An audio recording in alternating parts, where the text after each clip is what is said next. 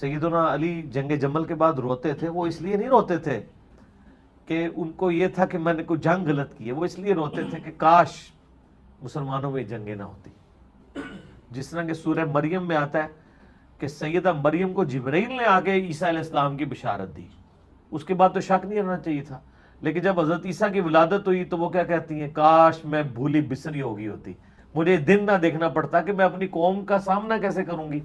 اس کا یہ مطلب نہیں تھا ان کو جبرائیل کے وعدے پہ، اللہ کے وعدے پہ شک تھا، انسان ہے نا. تو سیدنا علی کو بھی دکھ تھا اس بات کا کہ کاش یہ دن نہ آتا کہ میں اس وقت بھی نبی علیہ السلام کے ساتھ تھا جب چند لوگ تھے، اور عرب میں ہم نے غلبہ حاصل کیا، پھر رومن اور پرشین امپائر بھی گر گئی، اور آج ہمارے سامنے مسلمانوں کا شرازہ بکھر رہا ہے، اور میں اپنی کوشش کے باوجود اس کو سنبھال نہیں پا رہا مسلمانوں کی اندر کی ریشہ دبانیوں کی وجہ سے. تو اس کی وجہ سے وہ غم کھایا کرتے تھے، گریا کیا کرتے تھے. سیدہ عائشہ جب نکلی جنگ جمل کے لیے، اس وقت تو جنگ کا ارادہ نہیں تھا، بعد میں معاملات بگڑ گئے.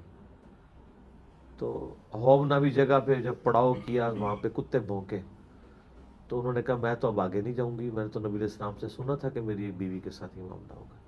تو حضرت زبیر نے کہا کہ نہیں اماں آپ آگے چلیں، آپ کی وجہ سے شاید کوئی صلح ہو جائے.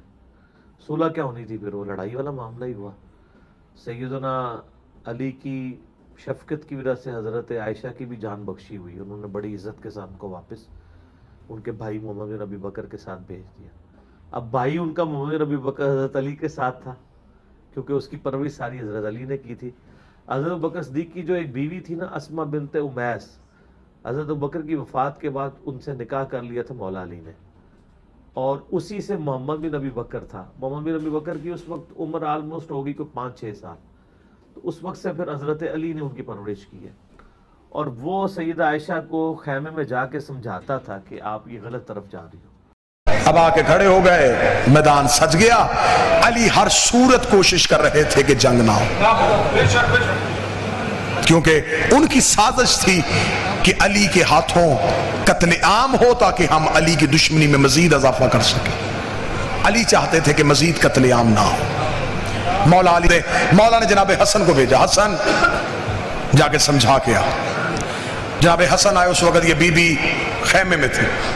حسن نے آ کے کہا میرے بابا علی نے مجھے بھیجا ہے، بابا جنگ نہیں کرنا چاہتے، بابا چاہتے ہیں کہ آپ واپس مدینے خیر و خیریت سے عافیت سے چلے جائیں، یہ گروہ آپ کو اکسا رہا ہے. انہوں نے کہا نہیں، میں ہر صورت میں جنگ کروں. مولا حسن واپس آئے. مولا نے آ کے کہا مولا بابا میں نے کہا لیکن وہ ماننے کے لیے تیار نہیں. مولا سوچ رہے تھے کہ کہیں جنگ رکے. مولا نے آخری حربہ استعمال کیا. مولا نے فرمایا محمد بن ابی بکر تم جاؤ. جب محمد بن ابی بکر گئے تو کتابیں کہتی ہیں کہ ان کے خیمے کے باہر 2 سپاہی کھڑے تھے پہرا دینے کے لیے. جب محمد اندر داخل ہوئے تو انہوں نے نیزوں کے ساتھ محمد کو روکا. کہاں جا رہے؟ اس نے کہا میری بہن ہے، میں ملنا چاہتا ہوں. انہوں نے منع کیا ہے کہ محمد بھی آئے تو مجھ سے ملنے کی اجازت نہیں ہے. محمد بن ابی بکر نے دروازے سے کہا میں بھائی ہو کے ملنے آیا ہوں اور آپ نے سپاہیوں کے ذریعے مجھے روست لیا ہے. انہوں نے اندر بیٹھے ہوئے کہا تو میرا کوئی بھائی نہیں ہے، اگر تو میرا بھائی ہوتا تو میرے لشکر پہ ہوتا، تو علی کے لشکر پہ نہ ہوتا. جملے محمد بن ابی بکر کے نہ ہو، میں اپنی گردن کا لہو دوں. محمد بن ابی بکر کا کس بھائی ہونے کا فائدہ اٹھا رہی ہے؟ تیرے جیسی 1000 بہنیں ہو، میں علی کی نوکری سے قربان. محمد بن ابی بکر واپس آ گئے. صبح کے وقت اونٹ کو میدان کے بالکل وسط میں لا کے کھڑا کر دیا گیا. تاریخ کہتی ہے اونٹ بھی عام اونٹوں جیسا نہیں تھا، اس کا چہرہ ہیبت ناک تھا، نکیلے دانت تھے، لمبا قد تھا. اونٹوں میں بھی وحشتناک اونٹ تھا جس پہ لا کے اماری رکھی گئی. اماری میں انہیں بٹھایا گیا، ارد گرد حصار گھوڑوں کا باندھا گیا. جب مولا علی نے فرمایا سپاہیوں سے کہ حملہ کیا جائے، حملہ کرنے کے لیے جب علی کے نوکر آگے گئے اور صف باندھ کے کھڑے ہوئے کہ کوئی مقابلے پہ آنا چاہے تو آئے. کتابیں کہتی ہیں کہ دوسری طرف سے اب کیا سازش ہوئی، وہ سازش نہیں ملا. ایک سپاہی ادھر سے آتا، اونٹ کی مہار چومتا اور علی کے نوکروں کی تلوار کے نیچے جا کے اپنی گردن کرتا. گردنیں کٹنی شروع ہو گئیں. لوگ رضاکارانہ طور پہ اپنے آپ کو موت کی گھاٹ اتارنا شروع. سپاہیوں نے کہا یہ علی لڑے کس سے؟ ہم لڑنے کے لیے تیار ہوتے ہیں، وہ سامنے آ کے گردنیں کر دیتے ہیں. اونٹوں کی کوئی مہار چوم رہا ہے، کوئی اونٹ کے پاؤں چوم رہا ہے. علی نے کھڑے ہو کے فرمایا مجھے اندیشہ ہے جیسے سامری کے بچڑے کی پوجا ہوئی تھی اس اونٹ کی پوجا نہ ہونی شروع ہو جائے. تو مولا پھر اس کا حل کیا ہے؟ مولا نے فرمایا اس کا حل ہے سپاہی واپس آؤ, تیر انداز نیچے اتر آؤ, واپس آؤ سارے علی کے پیچھے واپس آئے. مالک استر خیمے سے نکلے, حکم بادشاہ, مالک گھوڑے کی زین پہ آ, تلوار نکال.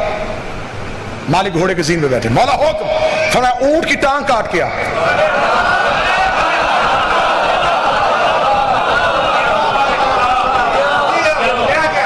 اب علی کے نوکر پیچھے بیٹھے, علی کے بیٹے جو ہیں وہ ٹیلے پہ ہیں اور علی دیکھ رہے ہیں. مالک اشتر گھوڑے کی زین پہ, حکم علی ہے, تلوار نیام سے نکالی, پوری شدت سے مالک دوڑ کے گئے, گھوڑے کی زین چھوڑی, گھٹنوں کے بل کھڑے ہو کے مالک نے وار کیا, اونٹ کی گردن کاٹی. مالک گھوڑے کی پشت پہ سوار ہوئے, گھوڑا آگے نکل گیا. پیچھے مڑ کے مالک نے دیکھا 3 اونٹیں, ٹانگوں پہ اونٹ کھڑا ہے, ایک ٹانگ کٹ چکی ہے لیکن اونٹ کھڑا ہے. مالک پھر واپس آگے سے گھوم کے پھر واپس آئے, پوری شدت کے ساتھ دوسرا وار کیا, دوسری ٹانگ کٹ گئی, 2 ٹانگیں اونٹ کھڑے. مالک پھر ٹیلے کے اوپر سے گھوم کے آئے, پھر تلوار کو نیام میں دوڑاتے ہوئے پھر آ کے پوری شدت سے وار, تیسری ٹانگ کٹ گئی, ایک ٹانگ پہ اونٹ کھڑا ہے. جب ایک ٹانگ پہ کھڑا اونٹ دیکھا تو ادھر والے لشکر میں شور مچ گیا, حق ہمارے ساتھ ہے, اللہ ہمارے ساتھ ہے, یہ ہے اللہ کی غیبی قوت, یہ ہے اللہ کی غیبی طاقت. یہ دیکھو علی نے اونٹ کی ٹانگیں بھی کٹوا دی لیکن اللہ اس اونٹ کو گرنے نہیں دے رہا. علی کے نوکروں میں سنسناٹی ہو گئی, یا علی یہ کیا ہوا؟ علی فوراً علی نے اپنی ابا پھینکی, علی ٹیلے پہ آئے, مالک جی مولا, مالک ٹانگ کاٹ. مولا کاٹ رہا, اونٹ گر نہیں رہا. فرمایا لا حول ولا پڑھ کے کاٹ, اونٹ نہیں شیطان کھڑا ہے. مالک لا حول ولا پڑھ کے اونٹ کی اگلی ٹانگ کر, کتابیں کہتی ہیں مالک اس نے اپنے گھوڑے کو دوڑایا, مالک نے دونوں گھٹنے زمین پر رکھے, لا حول ولا پڑھ کے مالک نے اونٹ کی ٹانگ کاٹی. ٹانگ کا کٹنا تھا, اونٹ زمین پہ گرنے لگا, ہماری زمین پہ آنے لگی, لوگوں کے دل دھڑکنے بند ہو گئے. یہ علی نے کیا کیا ہے؟ ابھی نبی کی زوجہ کی توہین ہونے لگی ہے, ابھی ہماری اونٹ کی پوچھ سے زمین پہ آئی نہیں تھی. یہ علی کی پوچھ کے پیچھے سے ایک بجلی کی تیزی سے جوان پوری طاقت کے ساتھ گھوڑا دوڑا کے بھاگا. اس نے ہماری زمین پہ آنے سے پہلے ہودج کے اندر ہاتھ ڈالا, انہیں اٹھا کے گھوڑے کی پوچھ میں بٹھایا. اس نے پیچھے سے آواز ہگेगा, ہائے کیا کیا علی نے, نبی کی زوجہ کو غیر کا ہاتھ لگ گیا. اس نے نقاب ہٹا کر, چپ, تیرا بھائی محمد بھی نبی بکر ہو.